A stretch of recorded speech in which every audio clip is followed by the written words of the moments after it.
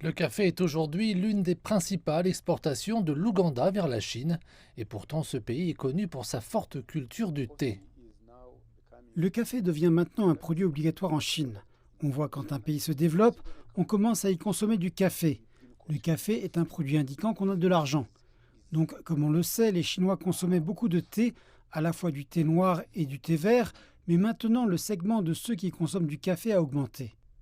Il n'y a pas que le café, les fruits, les céréales, les graines oléagineuses, les albuminoïdes, les amidons modifiés, les cols et les enzymes ougandais arrivent également en Chine en quantité croissante.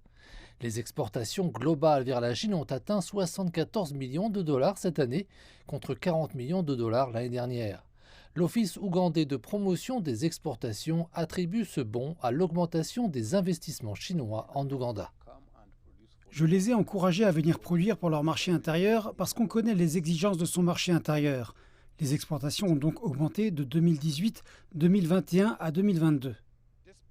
Les investisseurs chinois se concentrent entre autres sur l'agro-industrie, les minéraux et les produits du cuir. Bien que l'Ouganda enregistre un volume record d'exportation vers la Chine, le déficit commercial est toujours colossal. Selon la base de données Comtrade des Nations Unies, l'Ouganda a importé pour 1,350 milliard de dollars de produits chinois en 2020.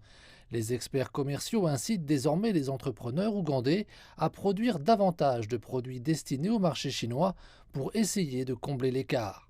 Et les experts disent que le gouvernement ougandais doit négocier pour un meilleur accès au marché chinois à forte valeur ajoutée. Il y a une autre astuce. La Chine produit pour le client. Si on est satisfait de ce stylo, ils le produiront. Et si on souhaite un stylo de meilleure qualité, ils le produiront également pour vous. S'ils nous permettent de le faire aussi, nos employés s'amélioreront progressivement dans les normes parce que c'est un des goulots d'étranglement. Le gouvernement ougandais encourage actuellement la substitution des importations en transformant les marchandises localement plutôt que d'exporter les matières premières. Ils sont dans le café instantané. La Chine recherche le café vert parce qu'ils ont déjà des usines, ils ont les machines, ils ont les ressources pour créer de la valeur ajoutée. Donc, notre gouvernement devrait également être prêt à investir dans la chaîne de valeur ajoutée. L'Ouganda prévoit d'augmenter la production annuelle de café à 20 millions de sacs d'ici 2025.